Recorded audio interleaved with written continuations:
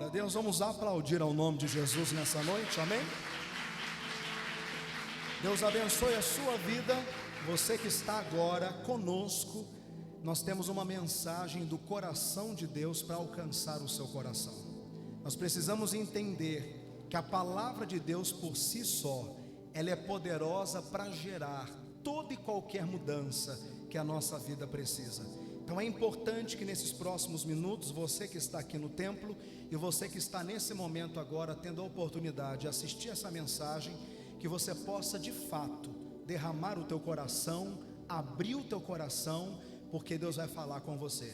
Após a mensagem eu quero fazer uma oração especial para você que vai receber a palavra de Deus. Eu creio que algo poderoso vai ser gerado na sua vida, amém?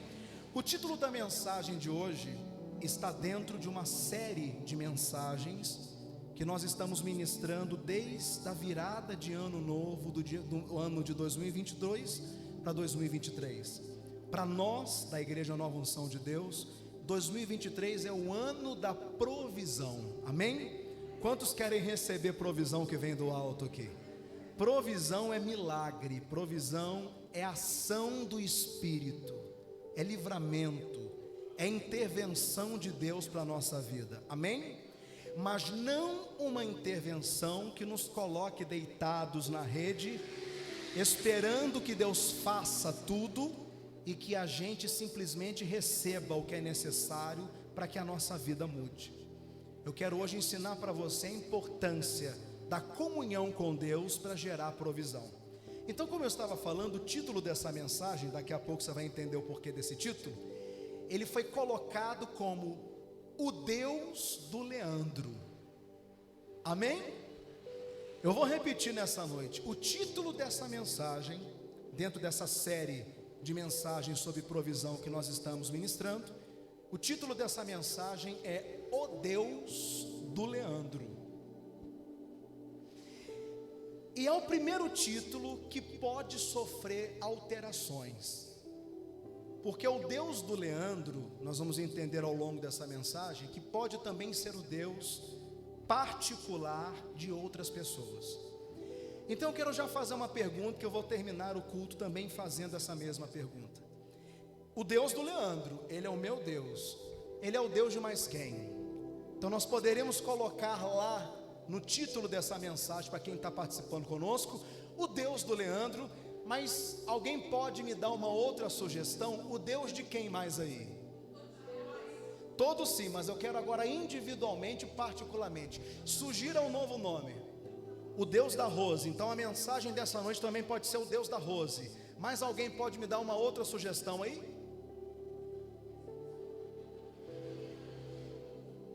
O Deus da Adriana. Então essa mensagem também poderia ser configurada como o Deus da Adriana. Você que está comigo pode colocar nos comentários qual é um novo título, de quem poderia ser esse Deus. Vou perguntar mais para duas pessoas aqui. O Deus de mais quem aí? Vamos lá. O Deus da Neinha. Então substituímos mais uma vez a mensagem de hoje é o Deus da Neinha. O Deus de mais quem aí, gente? Fala o nome aí. O Deus do Alexandre. Esse Deus do Alexandre é forte, porque lá da porta nós ouvimos ele bradar. Vamos aplaudir ao Senhor, que esse Deus do Alexandre é forte. Aleluia! Mas por que individualizar e trazer ao particular um Deus tão poderoso e tão grande?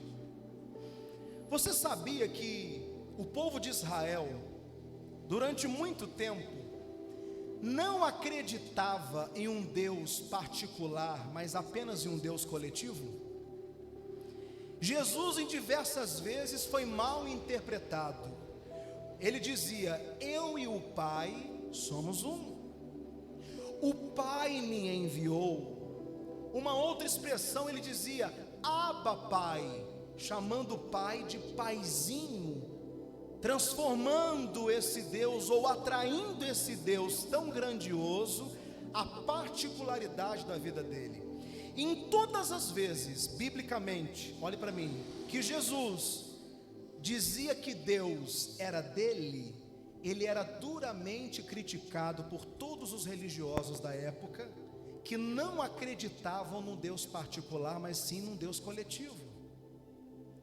Então, Israel acreditava que Deus era o Deus de uma nação, que se revelava de uma forma profunda a um grupo de pessoas. Eu confesso para você que mesmo tendo 35 anos de evangelho, foi no início da minha adolescência que eu também entendi que Ele era o Deus de Israel, mas que poderia ser o Deus do Leandro. Eu queria te mostrar que esse também é o pensamento de muitos de nós, e por isso nós temos deixado de viver intimidade, relacionamento e provisão, porque um Deus coletivo às vezes está ocupado com outras pessoas. Um Deus coletivo às vezes pode parecer que não conhece a minha necessidade, a minha aflição, mas quando eu começo a conviver e a me relacionar com esse Deus, na minha intimidade com Ele, Ele começa a mover algo poderoso na minha vida em particular, amém? Eu quero mostrar alguns textos bíblicos para você, nos provando aqui que Ele também é um Deus coletivo. Evangelho de Mateus capítulo 18, abra lá sua Bíblia por gentileza, e vamos começar a entender isso. Evangelho de Mateus, primeiro livro do Novo Testamento, capítulo 18, um texto muito conhecido, mas que eu quero associar esse texto à visão de que sim, Ele é um Deus que se move por todos e de uma forma coletiva. Evangelho de Mateus capítulo 18, quem já encontrou, diga glória a Deus. Você que está acompanhando essa mensagem vai participar da leitura nesse momento, no nome de Jesus. Eu quero que você leia junto comigo, capítulo 18, o versículo que nós vamos ler, o versículo 20, diz assim: porque onde estiverem 2 ou 3 reunidos em meu nome, ali eu estou no meio deles. Eu quero que você repita a leitura comigo, lendo alto também junto com o pastor. Versos 20, vamos juntos? Porque onde estiverem 2 ou 3 reunidos em meu nome, ali eu estou no meio deles. Para o texto aqui. Então Jesus aqui nos mostrou sim a coletividade de Deus. Esse versículo simples aqui está nos falando de quantitativo e propósito. Aonde 2 ou mais pessoas, e aí sucessivamente 5, 10, 50 mil, 1 milhão de pessoas, como algumas cruzadas na África do Sul registraram esse tipo de público, essa quantidade de pessoas. De 2 pessoas em diante que estiverem quantitativamente reunidas debaixo de um propósito, em o nome dele, este é o propósito, buscando a Ele, adorando a Ele, há uma garantia dada por Jesus que esse Deus se fará presente. Nós sempre celebramos a igreja. A palavra igreja vem de eclésia, que significa comunhão, comunidade dos santos.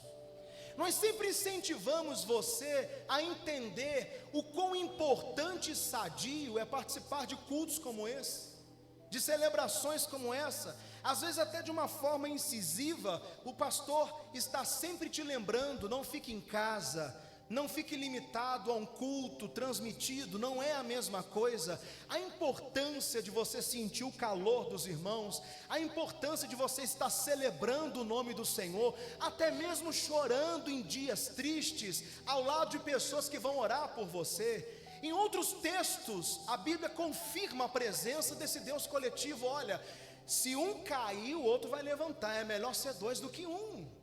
O cordão de 3 dobras não se romperá facilmente. Eu, mais alguém e o próprio Cristo. Então sim, Ele é um Deus que se manifesta e celebra o povo dele quando está reunido. Mas nós precisamos entender que além desse relacionamento coletivo, desse momento de adoração coletiva, o mesmo Jesus que disse que Ele estaria com 2 ou mais, também nos deu um outro conselho importante no mesmo evangelho, Mateus capítulo 6. Volta aqui algumas folhas, porque aqui já há uma pauta diferente, um direcionamento diferente. Não para o coletivo, mas convidando você para o particular. Evangelho de Mateus no capítulo 6.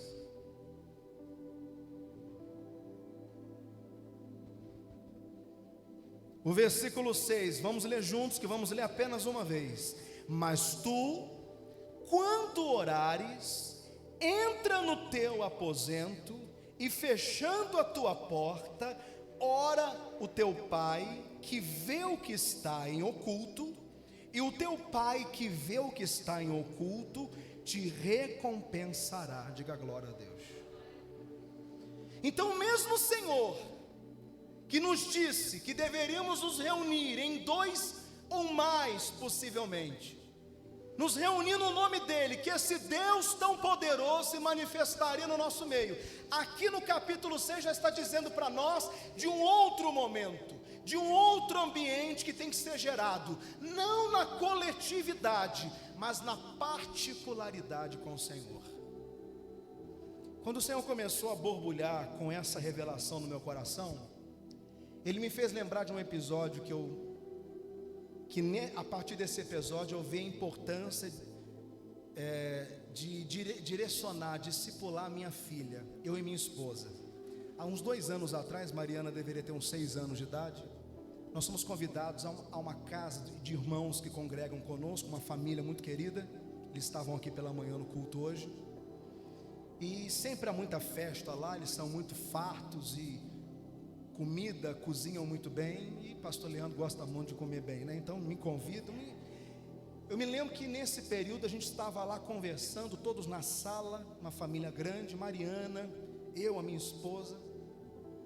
Eu não sei quanto a você, mas na minha casa nós temos uma mania, se eu posso colocar, de nos chamar por apelidos intimamente. E estávamos todos juntos, daqui a pouco Mariana tomou a palavra, com 6 anos de idade, olhou para a matriarca da família, uma senhora, e disse assim: eu vou contar o apelido para vocês, porque se eu não contar não tem graça, e você também não vai entender a gravidade. Ela falou assim: a senhora sabe do que papai me chama lá em casa? Papai me chama de Cocozinho.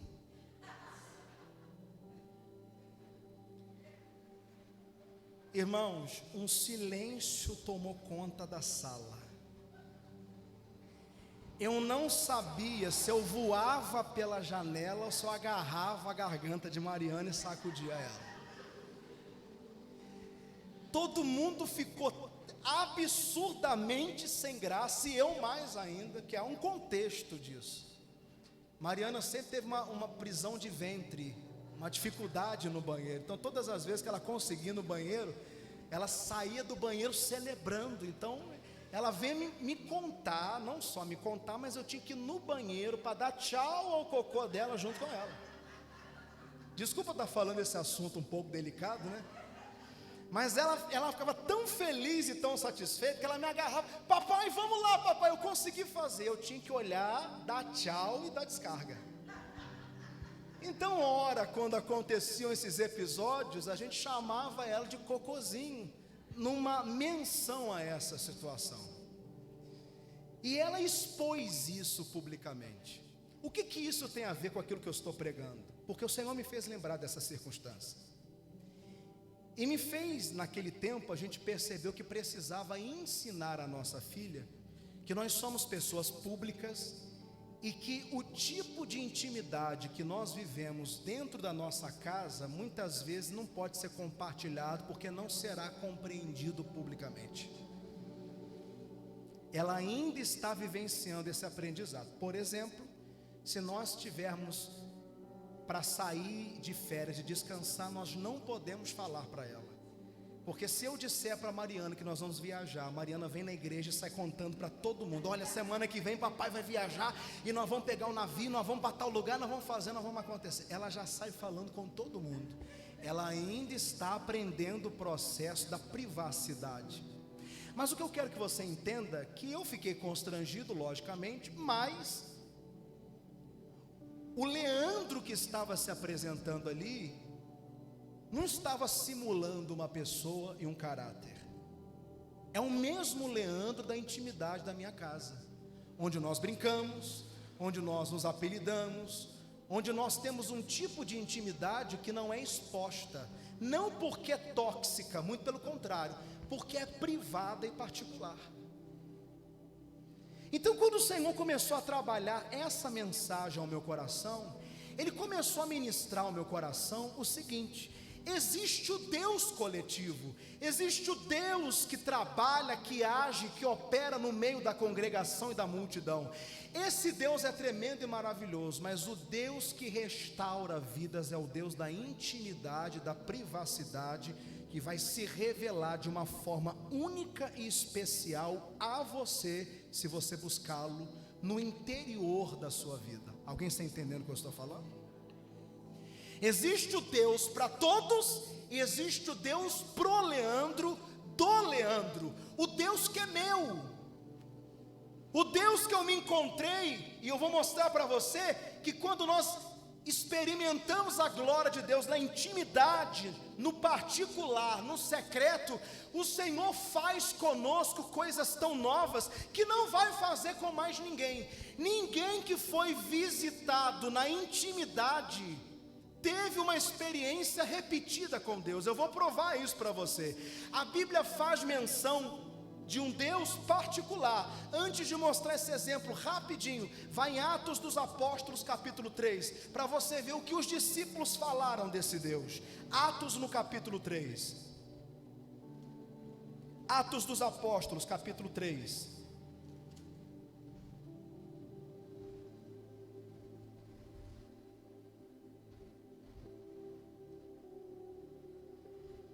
Deus está te chamando para um ano de intimidade, onde Ele vai tratar com você coisas que Ele não deseja tratar com mais ninguém. Atos dos Apóstolos capítulo 3.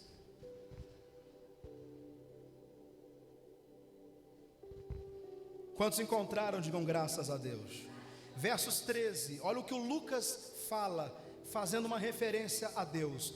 O Deus de quê, gente? De Abraão, de Isaque e de Jacó. O Deus de nossos pais glorificou ao seu Filho Jesus, a quem vós entregastes e perante a face de Pilatos negastes, tendo ele determinado que fosse solto. Para o texto aqui. Então nós temos aqui um discorrer de um discurso esse que no mesmo versículo nos traz a coletividade, a particularidade de Deus. O Deus de Abraão, o Deus de Isaque, o Deus de Jacó, o Deus de todos os seus pais. Então nós temos um Deus plural e um Deus individual. Ele foi o Deus de Abraão, e aqui eu começo no desejo de mostrar a você o que Abraão viveu, particularmente com Deus, que ninguém mais viveu. E nós vamos terminar aqui, Gênesis capítulo 15. Você sabe que eu não sou de rodar muito a Bíblia, mas quando eu preciso pregar um conceito antes de uma revelação, eu preciso embasar esse conceito para que ele fique firmado como um alicerce no teu coração. Por isso que eu visito vários textos sagrados para confirmar esse conceito dentro de você. Gênesis capítulo 15. Que Deus de Abraão é esse? Por que Abraão chamou Deus para ele? Disse que esse Deus era dele, porque ele foi reconhecido como alguém que andou com Deus e teve escrito na Bíblia o nome dele entrelaçado ao nome do Criador. Você vai ver aqui no capítulo 15. Gênesis capítulo 15, versículo 1 diz assim: depois dessas coisas, veio a palavra do Senhor a Abrão em visão, dizendo: não temas, Abrão, eu sou o teu escudo, o teu grandíssimo galardão. Então disse Abrão: Senhor Jeová, que me hás de dar, pois ando sem filhos, e o mordomo da minha casa é o Damasceno Eliezer. Disse mais Abrão: eis que me não tens dado semente, e eis que o nascido na minha casa será o meu herdeiro. Eis que veio a palavra do Senhor a ele, dizendo: este não será o teu herdeiro, mas aquele que de ti será gerado, este será o teu herdeiro. Então o levou para fora e lhe disse: o que Deus falou para ele? Olha agora para os céus e conte as estrelas, se as pode contar. E disse: assim será a tua semente. E creu ele no Senhor, e foi-lhe imputado isso por justiça. Para o texto aqui, olhe para mim. O capítulo 15, olhe, está nos mostrando o encontro pessoal, particular, entre o Criador e Abraão. Aqui ainda chamado de Abrão, porque o nome não havia sido alterado ainda. O capítulo 15 em diante, nós temos um divisor de águas na vida desse homem. Quem era Abraão ou Abrão antes desse momento particular com Deus? Um homem religioso. A história de Abraão começa na casa dele. Casou-se com uma mulher, continuou vivendo perto dos pais. Havia uma certa idolatria na família de Abraão. A família era uma família idólatra. E Abraão era considerado um homem comum, natural. Não havia nenhum tipo de referência na vida dele, destaque na vida dele, mesmo ele conhecendo já a Deus e de certa forma buscando a Deus, como alguns capítulos anteriores nos mostram. Abraão era um religioso com uma vida estagnada, esperando grandes conquistas e sem condição de alcançá-las.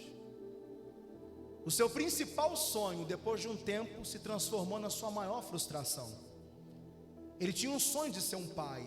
No capítulo 15, quando Deus se revela a ele, ele já era idoso. A esposa já era idosa e além da idade, ela era estéril. Ela não podia ter filhos. Durante muito tempo ele viveu na presença de Deus. Olhe para mim, preste atenção no que eu estou falando.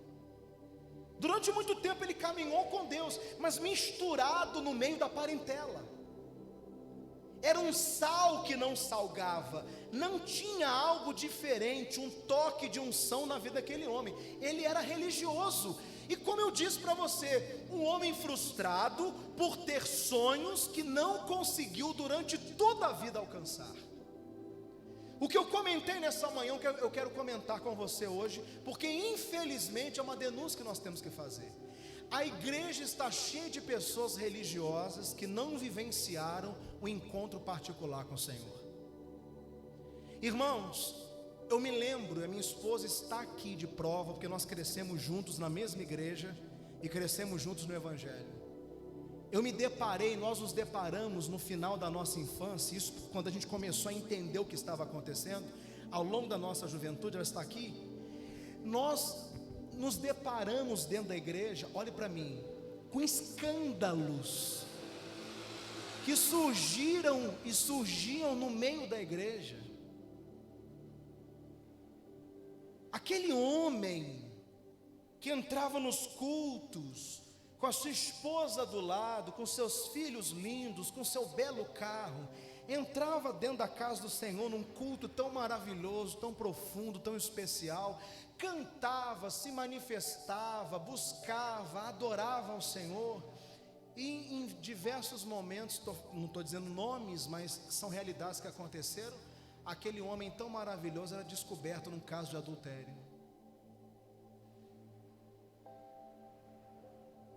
Explodiu um escândalo acerca dele. Nós vimos várias pessoas assim. Eu me lembro muito bem, eu deveria ter uns 10 para 11, 12 anos de idade, de um culto na igreja que foi interrompido porque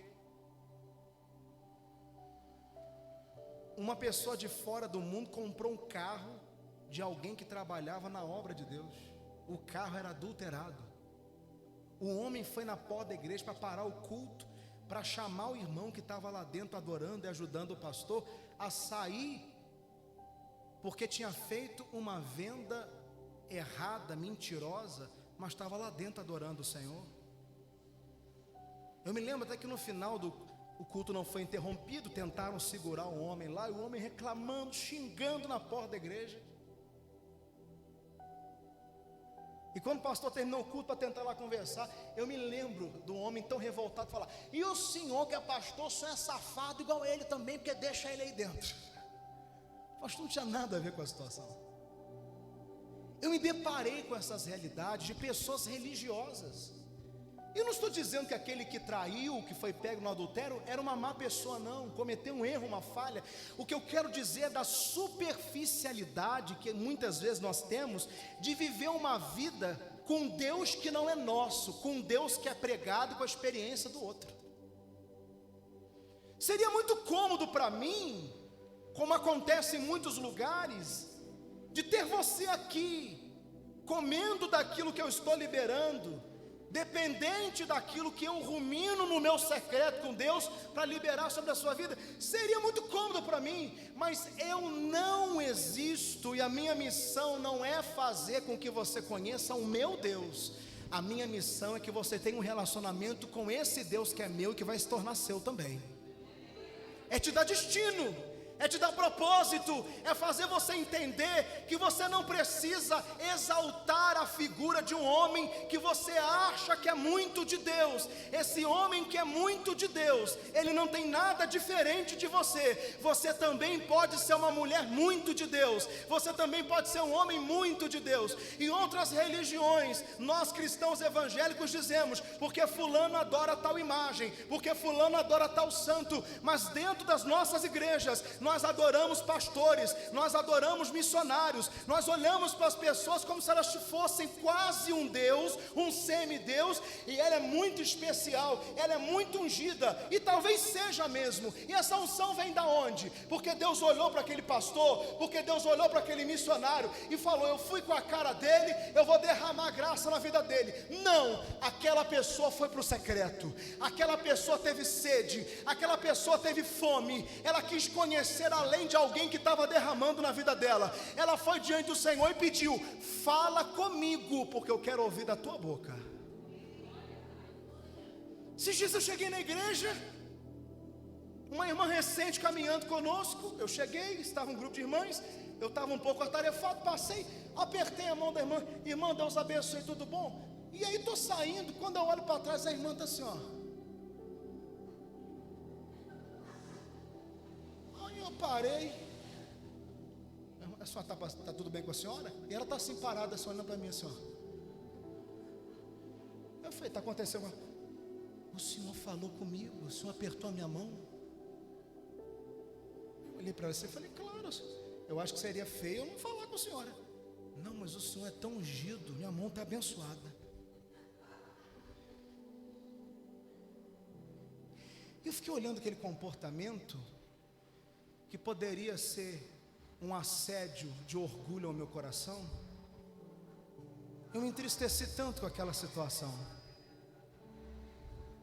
porque eu olhei para aquela realidade, apesar da simplicidade dela, e depois eu sentei para conversar com ela, eu pensei comigo: essa irmã, a única referência que ela tem de Deus, ela tem através da minha vida. Isso é profundamente triste, porque ela ainda não conheceu um Deus que quer visitá-la, que quer mudar a história de vida dela, que tem um traçado, um plano, um chamado para ela. Ela só consegue enxergar Deus da mesma forma que um povo no deserto enxergava Deus. Se não fosse Moisés, não tinha contato com Deus. O povo chegava ao pé do monte, quando via um monte cheio de trovões, a glória de Deus manifestando o cume do monte: peça, Moisés, vá no nosso lugar, nós temos medo desse Deus.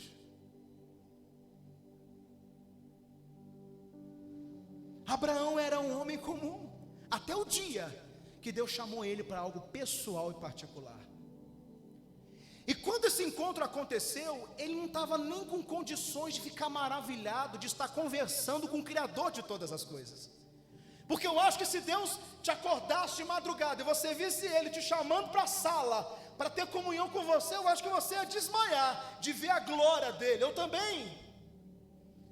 Mas Abraão estava tão amargurado, estava tão decepcionado, frustrado com o futuro dele, que quando ele foi convidado pelo grande eu sou, para ter um momento particular, ele só soube reclamar. Ele disse: o Senhor não me dá filhos. Os empregados da minha casa vão ser os meus herdeiros, Senhor. E ali, nesse tempo de derramar, de entrega, o Senhor se revela a ele e diz: não, mas aquele que será nascido de ti. E aí você pode questionar: que particularidade tinha isso? Realmente, Deus deu um filho para Abraão e deu um filho para tantas estéreis na Bíblia.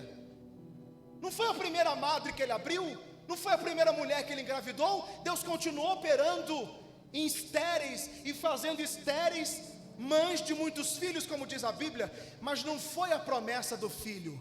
Aconteceu algo particular com Abraão naquela noite, que não voltou a acontecer com mais ninguém.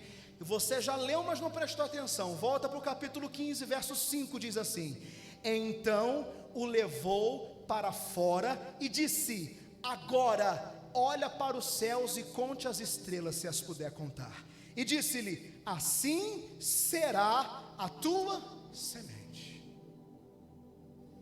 Deus tirou ele da tenda e convidou ele para olhar o jardim dos céus, e mandou com que ele contasse ou tentasse contar todas as estrelas.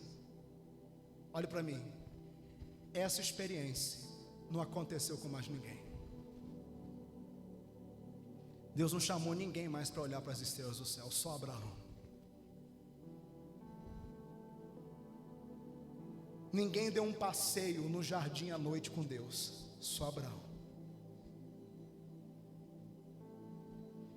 Ninguém foi tão poderosamente ministrado a entender que ele queria um filho, mas aquilo que Deus tinha para ele não poderia ser contado. Ele seria o pai de todas as nações da terra. Benditas seriam todas as famílias da terra através da vida de Abraão. Quem compreende o que eu estou falando, diga amém. O que Deus fez com Jacó em Peniel só aconteceu daquele jeito com Jacó. O que Deus fez com Isaac no momento que ele vai encontrar a esposa dele, só aconteceu com ele. Existem coisas que Deus vai revelar para você que não vai revelar para mim. Existem coisas que vão acontecer com você e vão marcar a história da sua vida, não vai acontecer com mais ninguém. Mas é tanta gente para Deus marcar, mas Ele é único para tornar única a experiência de andar do lado dele com Ele. Você não pode aceitar o fato de viver 40, 50, 60, 70, 80 anos conhecendo a Deus pela boca de um profeta. Você precisa conhecer a Deus de andar com Ele. Ao final da experiência de sofrimento, que foi muito dolorosa na vida de Jó, Jó no final do livro dele diz claramente: antes eu te conhecia de ouvir falar, hoje eu conheço você de andar contigo. Por isso que o título dessa mensagem nessa noite é o Deus do Leandro. É o Deus que me marcou de uma forma que não marcou mais ninguém, que falou comigo de um jeito que não falou com mais ninguém, que me usa e vai continuar me usando de um jeito que não usa mais ninguém. Não porque eu sou melhor, mas porque aquilo que Deus tem para mim é particular e especial, assim como aquilo que Deus tem com você. Para de querer viver a história que Deus está construindo na vida de outras pessoas. Para de ter ciúme daquilo que Deus está fazendo na vida de outras pessoas. Ao invés de você ter ciúme de quanto Deus está usando alguém, ou quanto Deus está disponibilizando graça, unção e crescimento na vida de alguém, por que você não paga um preço das madrugadas aos pés dele? Por que você não encara a presença de Deus como um preço a ser pago e diz: eu só saio daqui se eu te ver, eu quero te encontrar, eu quero te encontrar, Senhor. Se tudo aquilo que está sendo pregado é verdadeiro, eu quero viver essa experiência na minha vida.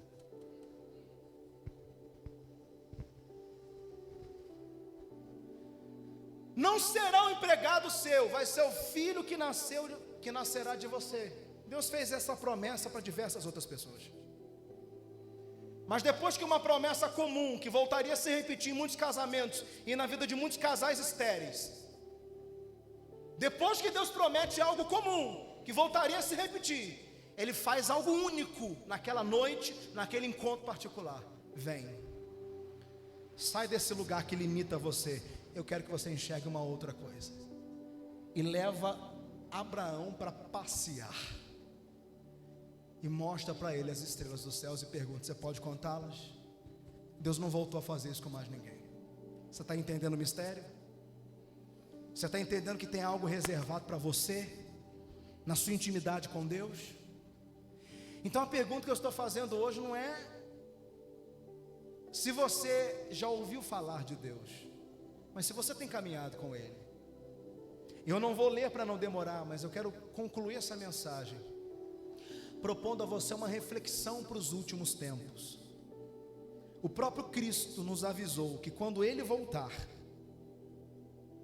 e todo homem se apresentar diante dele, homem e mulher, haverá surpresa para muitas pessoas, nesse quesito que eu estou ensinando nessa noite. Você já imaginou Cristo, e muitos pastores e missionários e mulheres que você considerava ser pessoas extremamente ungidas, chegando diante de Jesus: eu vou tomar posse do que é meu. Esse mesmo Jesus disse que vai olhar para algumas dessas pessoas que eram muito conhecidas publicamente e vai dizer para elas: afasta-te de mim, porque eu não conheço você. E essas pessoas vão tentar interrompê-lo. Ele disse, dizendo o seguinte: mas em teu nome nós expulsamos demônios, nós curamos pessoas. A oração de libertação acontece dentro dos limites da igreja. A oração de cura acontece no ambiente religioso. Pessoas que viveram dentro da igreja. Eu volto a repetir: não é excluir a coletividade, não é excluir a comunhão. Com bom e com suave é que os irmãos vivam em união. Ali o Senhor ordena a bênção, diz as Escrituras Sagradas. Não é anular isso, mas isso apenas não é suficiente. Nunca foi. E vão dizer para ele: mas em teu nome nós fizemos. E a resposta clara, simplória, verdadeira e transparente do Cristo será: afasta-te de mim, porque eu não conheço você. Eu não sei quem você é.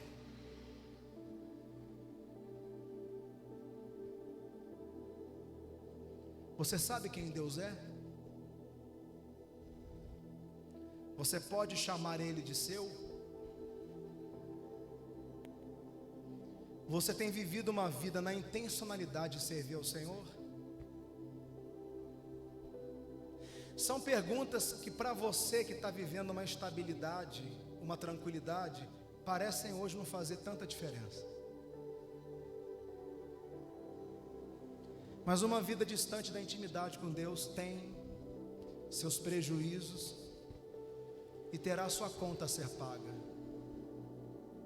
Eu quero convidar você hoje a buscar, não o Deus apenas que eu estou ensinando para você. Talvez há 1, 2, 3, 4 anos ou até mais do que isso, você tenha ouvido de um Deus que eu conheço. É tão bom sentar nessa cadeira sem nenhum tipo de compromisso. É tão bom ouvir uma palavra que foi preparada. Você acha que eu simplesmente tomo meu banho, coloco a minha roupa, chego aqui na frente publicamente e vou falar o que naquele momento será ministrado a mim? Claro que não. Tudo que eu estou ensinando aqui foi vivenciado no secreto, foi revelado em experiências particulares com Deus e transformou-se em revelação que vem para você que está sentado, mastigada, ruminada, pronta apenas para você colocar na boca, engolir e se fortalecer. Mas você que já vive há tanto tempo dentro da igreja e com tantos anseios ainda na sua vida, e com tantos questionamentos na sua vida, e com tanta coisa incompleta, e com tanta coisa comum, e com nenhum diferencial, talvez você já tenha percebido que não é só isso, ou que não termina aí. Talvez foi dado a você o privilégio de quebrar uma casta inteira de religiosidade que vem acompanhando seus avós, bisavós. Há pessoas aqui que teriam o privilégio de dizer: meu avô, meu bisavô fundou a igreja presbiteriana em Campos, fundou a igreja batista, não sei das quantas. A questão não são os títulos e muito menos o tempo que foi gasto para se fundar algo físico. A questão é o que o Espírito está fundando dentro de você. Talvez você foi escolhido e escolhida para quebrar um protocolo religioso. Porque se você for olhar para a história da sua família, estava todo mundo, me desculpe a sinceridade do Espírito nessa noite, estava todo mundo com uma vida enfiada dentro da igreja, mas roubando, mentindo, traindo, enganando, fazendo tudo que é de errado. E você talvez ainda está amarrado e envolvido nessa realidade, nessa atmosfera. A minha família, hereditariamente, é extremamente e profundamente religiosa. Sabe quando eu vi Deus quebrar a religiosidade da minha casa? Você pode falar, foi com o senhor sendo pastor. Não, foi com a minha mãe se convertendo. Há 34 anos atrás, uma mulher teve um encontro pessoal com Deus. Eu sempre falo isso. Não tinha som bom, não tinha igreja bonita, não tinha ar-condicionado, não tinha louvor com gente boa cantando, não tinha câmera, não tinha transmissão, não tinha visibilidade, não tinha nada. Tinha uma igreja pequena, fedorenta, cheia de barata no chão, mas tinha uma mulher faminta pelo Espírito Santo. Uma mulher que rodava a cidade a pé de uma ponta para outra para se encontrar com o Senhor. Essa mulher saía de manhã de casa comigo, pequeno, num corredor, numa meia água nos fundos da casa, e quando ela estava fechando a porta, para que ninguém a ouvisse, a minha avó já estava pendurada no muro, dizendo para ela: vai, sua crente sem vergonha, vai dar dinheiro para o seu pastor. E ela ia pelo corredor todinho de cabeça baixa, a minha avó amaldiçoando, reclamando: você está indo contra a igreja verdadeira, você está se insurgindo, você está sendo rebelde, você não vai prosperar, sua casa vai acabar. Ela abaixava a cabeça, andava pelo corredor, com os filhos dela agarrados, e o Senhor fez uma história de mudança na vida dela, porque ela tinha intimidade. Amém? Amém? Sabe que você olhar para uma mulher cheia do Espírito Santo dentro de casa, que ia fazer unha dos outros e começava a conversar, daqui a pouco aquelas mulheres cheias de dinheiro, de carro, disso, daquilo, estavam ali desesperadas, chorando e perguntando para ela: você não tem metade do que eu tenho tanto dinheiro, mas por que você tem essa alegria? Da onde vem essa alegria? Eu não sei de onde vem isso. Eu cansei de ouvir isso. Eu posso fechar os meus olhos, brincando ali ao redor dela, ali na meia água de casa, naquele sofá velho, e eu vi aquelas mulheres com dinheiro, com os carros novos no portão de casa, chorando para ela, dizendo: meu casamento está destruído, tem alguma coisa na sua vida, tem um brilho diferente em você. O que você tem? Por que você é tão feliz?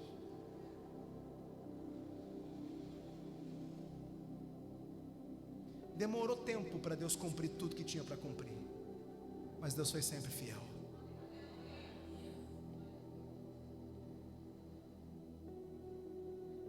Ela hoje está lá com o joelhinho doendo, cuidando da neta.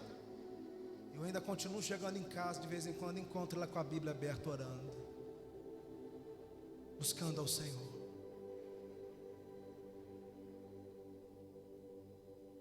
Eu consigo entender o que é uma fome, o que é uma sede de Deus que não acaba. Deixa eu falar algo para você. Quem quer ir para o céu aqui? O céu não é para todo mundo.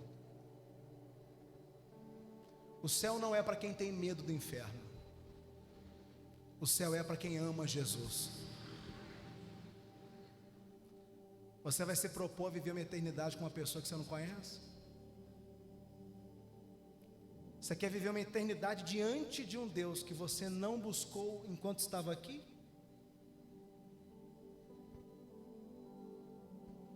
Pois Ele não quer do lado dele na eternidade quem não o procurou aqui. Diz as Escrituras: procure o Senhor enquanto pode achar. Hoje, o coração de Deus está aberto para mergulhar o céu dentro de você. Amém? Isso talvez no primeiro momento não vai te dar um rio de dinheiro, porque a gente associa vida com Deus com prosperidade. Você acha que você vai se aproximar de Deus, você vai ser curado, liberto, restaurado, vai ter dinheiro. Eu não estou falando nada do que a vida pode te dar e que o ladrão pode roubar. Eu estou falando de uma paz, de uma alegria que ninguém pode roubar de você, de uma unção que te acompanha, de uma autoridade que caminha com você. Em qualquer lugar você pode liberar uma sentença decisiva e aquilo vai fluir, e Deus vai assinar embaixo, porque Deus conhece você do particular e da intimidade. Alguém está entendendo o que eu estou falando? Você não precisa de uma placa, você não precisa de mim, você não precisa de nada disso. Você precisa fechar a tua porta, a porta do teu quarto, do teu aposento, se prostrar diante dele e perguntar para ele: Por que o Senhor me escolheu? O que o Senhor tem comigo? O Senhor já sabe muito bem quem eu sou. O Senhor sabe de onde eu venho. O Senhor já sabe tudo que eu fiz. Por que o Senhor está insistindo comigo? O que o Senhor tem para mim? Fala comigo, não fala com o Leandro lá na igreja não. Fala comigo aqui dentro. Eu quero ouvir do Senhor. Não fala com Zé Carlos, não fala com Malafaia, não fala com Soares, não fala com Macedo, não fala com Leandro. Fala comigo, eu quero ouvir a tua voz. Se o Senhor tem um plano com a minha casa, se o Senhor tem uma obra para a minha vida, eu estou aqui. Eu estava longe ontem, hoje eu estou aqui. Faz alguma coisa, fala comigo. Porque se o Senhor falar, eu vou entender que tudo aquilo que eu estou ouvindo não é verdadeiro. E eu vou seguir a minha vida diferente disso. Mas se o Senhor falar comigo e fizer algo comigo, eu vou servir e seguir o Senhor. O Senhor será o meu Deus. Amém? Com 12 anos de idade eu cansei de ver a minha mãe vivendo. Fechei a porta do quarto, abri a minha Bíblia, falei, fala comigo hoje. E Ele falou. E hoje eu posso ouvir tudo quanto é barbaridade contra Ele, e ouço. Hoje eu posso ser chamado de todos os nomes pejorativos, como em algum momento eu acabo ouvindo alguma coisa ou outra. Mas nada disso me abala, porque eu o amo. O Deus do Leandro, Ele é o meu Deus. Nós podemos mudar esse título dessa mensagem nessa noite. Então eu volto a perguntar pela última vez: quem sugere um novo título para essa mensagem, além do Deus do Leandro? Ele pode ser o Deus de mais quem aqui? Fale o teu nome, não levante a sua mão não. Diga o teu nome mais alto que você puder aí. Pode falar o teu nome. Então, Manuel, eu preciso avisar você que você não vai conseguir colocar todos esses nomes no título do YouTube nem no Facebook. Deixa o Deus do Leandro, coloca reticências na frente, porque Ele é o Deus também de outros que estão aqui.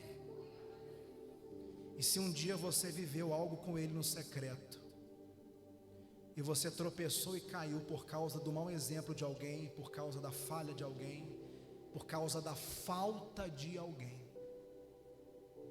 eu quero dizer para você que Ele continua sendo o mesmo. Ele continua sendo o mesmo. Pessoas mudam, nos frustram, mas Ele é o mesmo. Entra no teu quarto hoje, fecha a tua porta e diga para Ele: eu não vou viver mais um ano como eu vivi todos os outros que passaram. Eu não vou continuar dessa forma, Deus. Eu não vou continuar nessa montanha russa. Eu não aceito mais isso. Se não for para sentir a tua glória, a tua presença, ou o Senhor faz alguma coisa, ou eu vou largar tudo. Se o Senhor não fizer alguma coisa na minha vida, eu vou largar tudo. Pastor, o Senhor está falando isso? Eu estou falando isso para você. Eu estou desafiando você a tirar o Deus da religião, da caixinha, da igreja, da denominação, do pastor, e a trazer Ele para dentro da sua história, da sua vida. Porque eu termino dizendo: é o Deus do Leandro. É o Deus de mais alguém aqui? Então, se Ele é o teu Deus, fica de pé para adorar a Ele nessa noite.